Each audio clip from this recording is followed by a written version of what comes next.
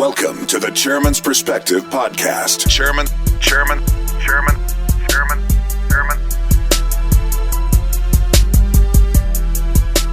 Welcome back to the Chairman's Perspective, where we keep you informed on everything Shelby County. I am your host, Van Turner, along with my co-host, DC. Right here, Mr. Chairman.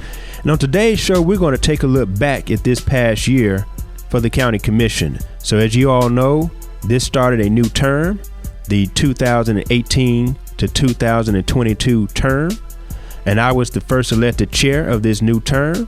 So we're going to take a look back on what we accomplished and how we're going to move the commission forward. So don't go anywhere. We'll be right back here on the Chairman's Perspective, powered by the KUDZUKIAN Network.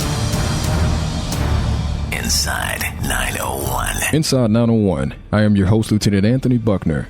Here on Inside 901, we will unpack the vision of Shelby County Sheriff Floyd Bonner and the various divisions of the Shelby County Sheriff's Office. We have a racial profiling policy at the Sheriff's Office. We adhere to it. We expect our officers to adhere to it. Uniform patrols that provide police services to unincorporated Shelby County. Inside 901. DC, I'm going to trade seats with you today. Is that okay? It's all right with me, sir. All right with me. I want to give the listeners an inside look at this past year of the County Commission, and I want to let the listeners know what to expect moving forward. So if that's okay with you, let's get it started, DC. I'll tell you what, let's do this, Mr. It wouldn't be the chairman's perspective without, number one, your perspective. Let's do this. One thing I want to do is I want to make sure that people know that not only are you an elected official, but you're also a father. You're also a business owner as well, too. But right. I know in your capacity as the chairman of the commission, I mean, there's got to be some things, and not only as chairman, but also as a county commissioner, there's some things that keep you up at night as well, too, right? That's right. So when it comes to government and trying to move the needle in our community, what is one of those things that keep you up at night? Well, you know, I didn't sleep well when we really dealt with the budget. I mean, the budget kept me up at night. Wow. You have 1/7 of the community that is really against a tax increase, and for obvious reasons. Sure. But then, you know, every night when you go to sleep and every morning when you wake up, you see the news about public safety issues. Yeah. You see the news about our school system. You see the news about what's going on as far as businesses within the community, and you know that appropriating funds in the right way will improve all of those things. That's right.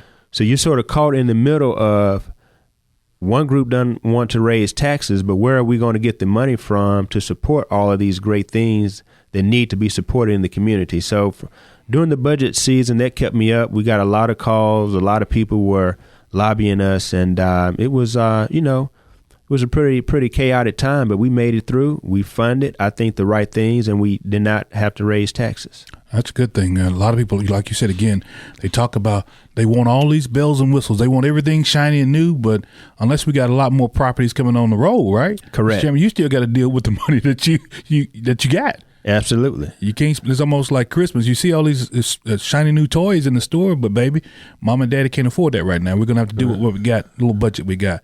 One of those things I also want to talk about. Number one also is you. Mm-hmm. What's next for you? I mean, certainly you're not done leading. You're not done working with the county in terms of being a commissioner. Mm-hmm. So what's next for you, Mr. Chairman? Well, I go back to being the commissioner for District 12, which is a wonderful district. Yeah. It includes Hickory Hill and Southeast Shelby County. And, I want to get back engaged with the community. The Hickory Ridge Mall is still a big issue item in their community. That is the center of the Hickory Hill community. So I want to work with stakeholders and anyone who wants to help out to figure out the Hickory Ridge the Hickory Ridge Mall problem. And so I want to work with that. And as far as political future, we'll see. 2022 is coming to us, and you come off the commission in 22. I come off in 22, okay. And of course there are countywide elections in 22. Sure. That's right. And then, so on and so forth. We you're going to have elections moving forward from 2022, and we'll see what options and opportunities there are in the future. Well, you're a young guy, so I'm sure there's a lot out there. A lot of people are talking, hey, man, you need to do this. Everybody wants to be an advisor, right? Right. Everybody wants to be an advisor. You're listening to Chairman's Perspective, powered by the KUDZUKIAN Network. And, of course, we've got our very own chairman, Chairman Van Turner Jr., who will be segueing out of that seat as the chair of the county commission here in about a few days, as a matter of fact, I believe, right? That's correct. Okay. That's correct. End of August. End of August. Wow. That's not long away. But let's do this also, Mr. Chairman. If you had to today, if you had to put a grade on the work that you all have done your past term, let's just say 8F, what would you give the commission in terms of getting things done, working for the community, getting budgets passed? If there was just one single grade you could say that belongs to this particular commission under my leadership. Well, I would give the commission an A-. Oh, wow. Yeah. Man, wait a minute. That's high now, Doc. That's pretty high. Yeah. Now, I know y'all did a lot of stuff, a lot of hand wringing down there, right? We did a lot of stuff, but, we got it done. Let's take a look back. Pre-K was an issue. We got it done. There were things that had come up. The mayor didn't quite like sort of how it was playing out, and there were some issues. And so the big thing was, let's keep the students first and let's fund this program, because at the end of the day, we want to help our young people prepare themselves for formal education.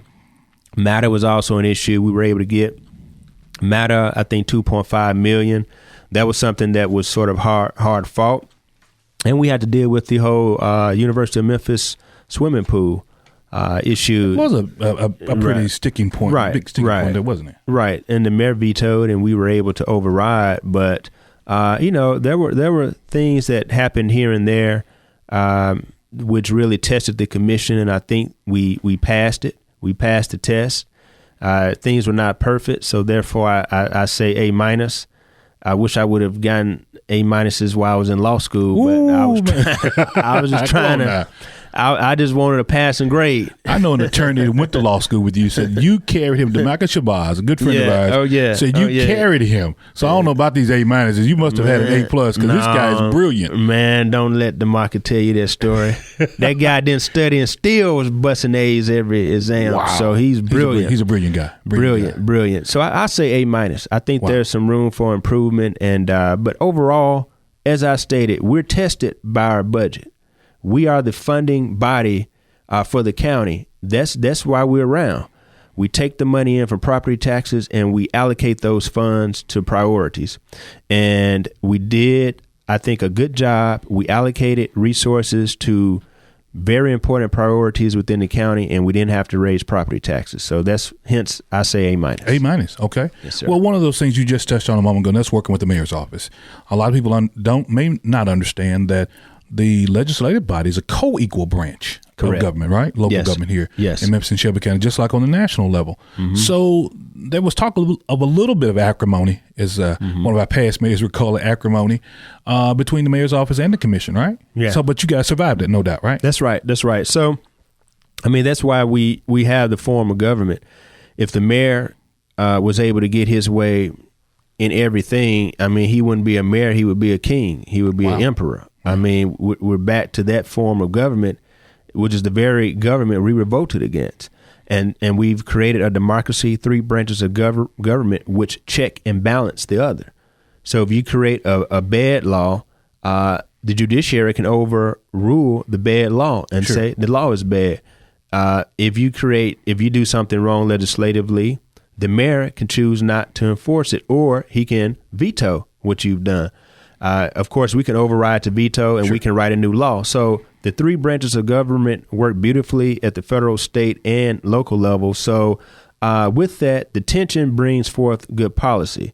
If everyone agreed, that would be scary. So you got to have Democrats and Republicans. You got to have a conservative and a progressive. You have to have the mayor and the legislative branch working together, debating issues, dialoguing, disagreeing, agreeing. And I think that's how you get good policy. So I applaud, the mayor this past term, and I applaud the commission this past term. I believe we put forth good policy. We worked together. We disagreed, but in most instances, we didn't make it personal. And we were able to get through this first year, I think, and do a good job for the citizens of Shelby County. We're not going to talk about the past because I remember some past administrations. Right. It was almost boxing gloves that were issued to each side, right? Yes, sir. Yes, sir. Well, I'll tell you what, we'll hold that thought right there. Talking about settling on good policy. We'll be right back with more of our very own chairman, Chairman Van Turner Jr., and his perspectives on the chairman's perspective right here on the KUDZUKIAN Network. The chairman's perspective on the KUDZUKIAN Network. Hey, I'm Williams Brack, co-host of Grind Set.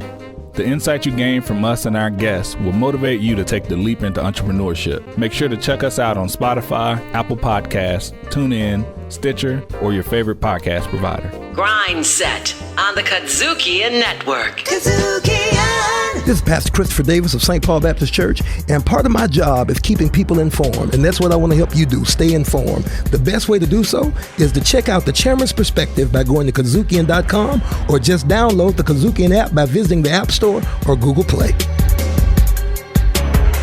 We're back, right here with the Chairman's Perspective. I am DC. I'm just a little co-host of this thing, but our Chairman Van Turner, is the chair of not only the county commission, but also the host of this program. And we're getting ready to lose him, man. We're going to lose the chair of not only this show, but also of the commission, man. Right. But you're still here. You're not going anywhere, though, right? No, sir. You're not going anywhere. Good. Well, we'll always have you back because we need to do some town halls in your community anyway. We need out to. there in Hickory Hill area because that's a vast place out there. It is. It's beautiful and it's vast. We have challenges, but the people are willing to make it better. Wow, that's what we're talking about. And speaking of making it better, we were just talking a moment ago about this pre-K piece. Mm-hmm.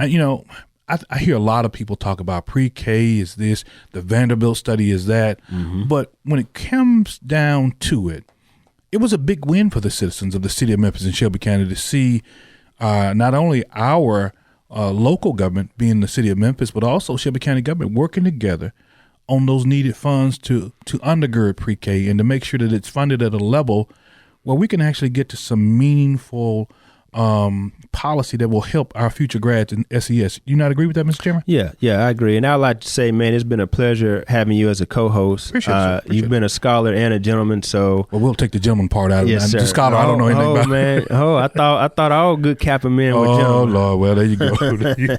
you starting something now. but on pre-K, I think that it is something that we had to do. Yeah. When they are looking at the reading proficiency of our students in the 3rd and 4th grade and determining lifelong outcomes based on what these young people are doing in 3rd and 4th grade, we don't have a moment to spare. No. We can't wait until these young people start kindergarten.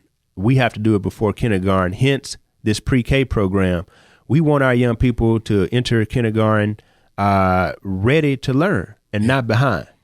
And so, because to be behind not only means you're behind in school, but also behind in life. Sure. And you suffer, again, lifelong consequences because of just reading ability in the 3rd and 4th grade. And when you see how profound that is, and you realize that the pre-K issue had to be done. We had to do it. It was a joint effort by the city and the county. Of note, the city and council and the county commission met 3 times, I believe, which is unheard of. And we had a joint meeting with the Shelby County schools and the election commission. So I think this was one of the issues that we worked together on, and it was something that had to be done. And I'm very thankful we got it done. You're listening to the Chairman's Perspective, powered by the KUDZUKIAN Network. Sitting here with our very own chairman, Van Turner Jr., who is also the host of this program. I'm just doing a little fill-in here right now, folks. Mr. Chairman, also, not only that pre-K piece was phenomenal that you all were able to work with the city and the school board, but also you all found some additional dollars for wraparound services and some support services for the district. Will this, and this is a tough question, I know, will it be a reoccurring outlay for the district, or was this a one-time issue here that you all addressed? You're very familiar with the maintenance of effort. And for the listeners, the state law says once you give a certain amount of money to the school system, you have to maintain that effort. Yes, sir. You can't go under that effort, but for extenuating circumstances, decrease in school population, and other things. And so sometimes when we're testing pilots, we want to see if something works. We don't give it directly to the school.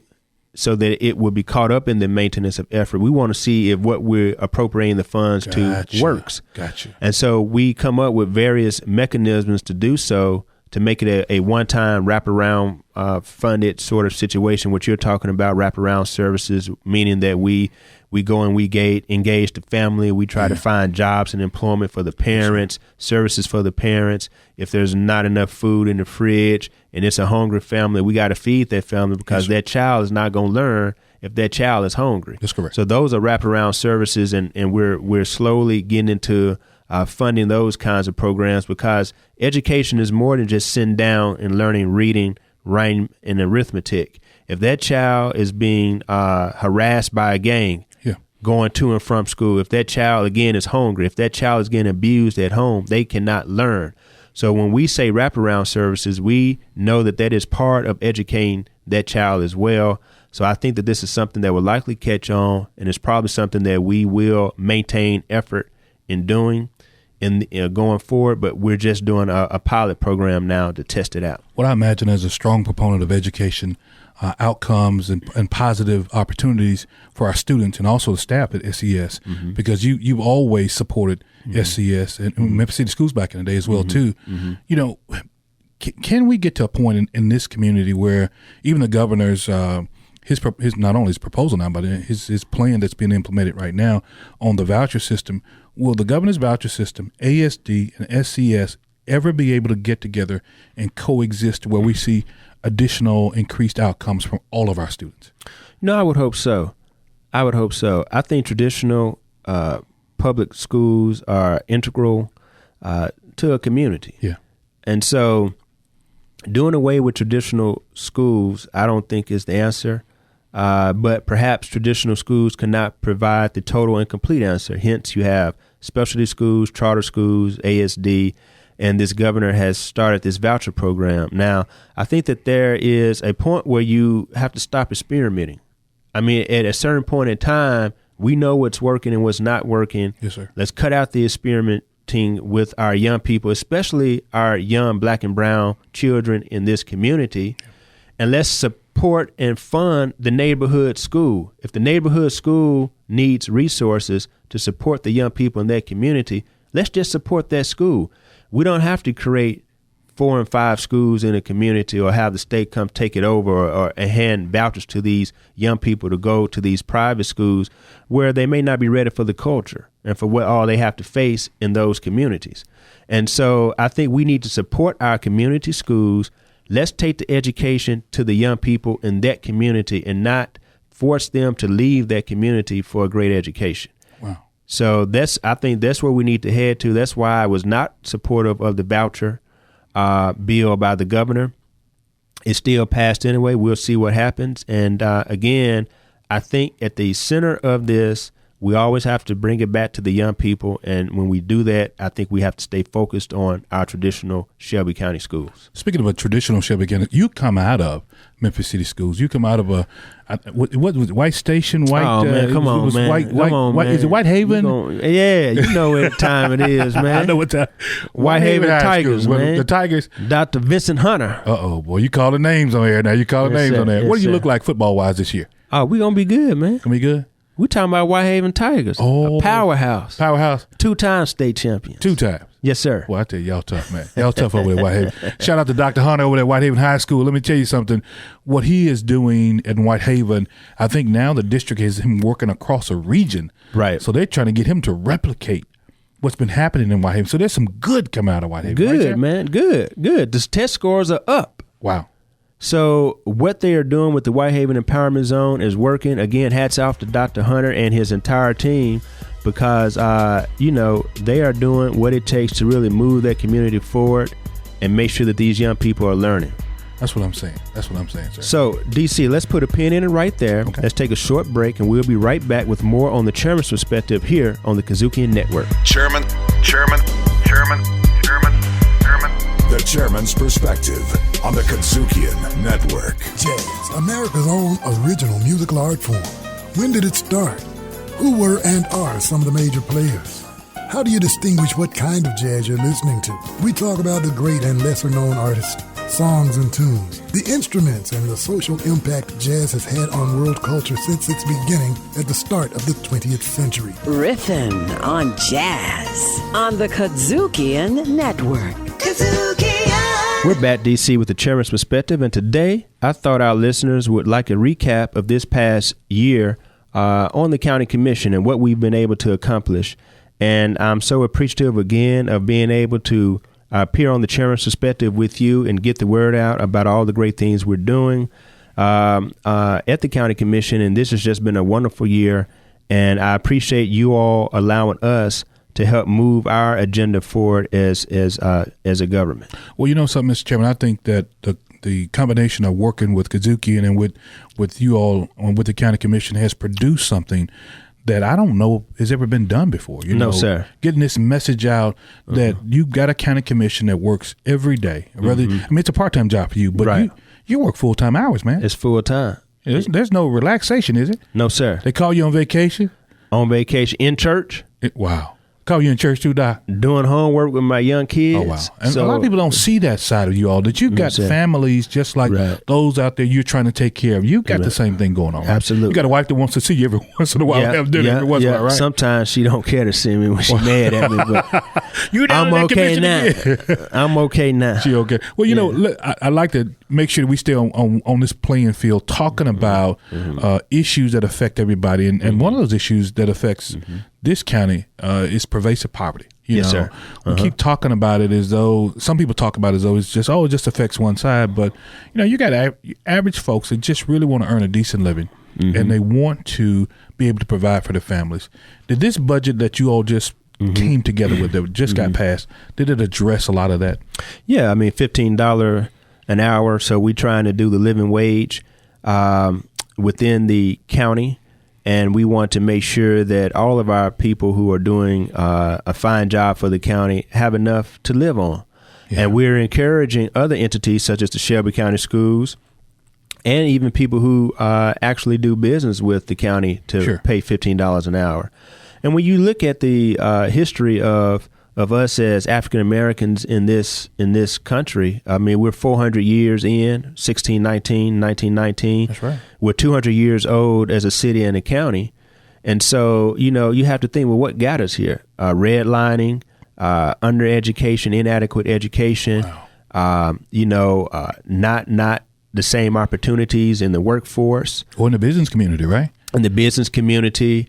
You know, for instance, we are slammed and talked about and picked apart when we do business with black companies and with woman-owned companies. But I don't see that when there are non-minority companies coming for these same contracts. And so there's a lot to unpack and a lot to do as far as pushing economic wealth in this community. But there is no you don't have to wonder why there is such pervasive poverty in this community when you've had all these things, and not just for now, but for generations and generations and generations. And so we have to address that now. And that's what we've attempted to do as a county commission with our MWB program and with other things that we're attempting to make happen. Well, you know, staying on that line, talking about poverty, you know, you're listening to the Chairman's Perspective, powered by the KUDZUKIAN Network. You know, with relationship to poverty, people want to always, we're going to link crime to poverty. But in this past budget that you all just approved, how do we help, I guess, decrease the violent crime in our community? And for people to say it just happens in Memphis, that's a lie. It happens everywhere. In unincorporated Cordova, Bartlett, all around our county. How do we help address those issues from a county perspective, sir? Well, I think the pre-K is where it starts. Yeah. And the homes. And the homes. Yeah. I mean, we have to do, and the wraparound services. If our young people are sticking to what they have to do in schools, they're coming back to homes which are supportive. Yeah. And there are opportunities for when our young people graduate school in this community. I think you will see a decline in what's going on. And when you educate a person, you not only educate the mind, but you educate the entire person. Yeah. You educate the entire person. What does that mean? Somebody cuts me off in traffic. I don't speed up behind them, flick them off, talk crazy, curse them out the rest of our time on the expressway. Yeah, that's right. You know, you got to shake it off. You got to shrug it off. Yeah. I think when we educate our young people, you know how to walk away from things. The old sandbox rules, right? Yeah. The old sandbox rules. Yeah. And so you have more to live for. Why am I going to create a situation that could land me in jail, land me in trouble, get me arrested? Or kill. And kill. I got a job. I got a family. I got all these great things going on. I'm not going to throw it away because someone has cut me off or looked at me crazy or stepped on my shoe or, you know, I've loaned some money. They haven't paid it back on time. You know, lesson learned. I'm not going to loan you any money, but I'm not going to come beat you up and try to do something violent towards you. I think just because most of these crimes, the people know each other. Yeah. And their personal issues, a lot of spousal issues happen with domestic abuse. And so we have to educate people, not only their minds, but their hearts and the entire person to let them know that they have to be smart and have to have a good job, but they have to have good people. They have to be good people and have integrity. And so I think that's part of it. And I think that's where we start. So when we fund pre-K, we do that.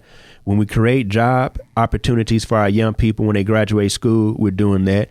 And when we provide wraparound services for these homes that these young people are coming from, I think we're doing that. And the $15 an hour, no doubt about that. Yes, sir. When you're starting in government, how soon do you think we will have private sector jumping on board with this thing?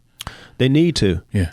I mean, how are we going to attract new companies or keep good employees here and there's anarchy happening in the streets? Yeah.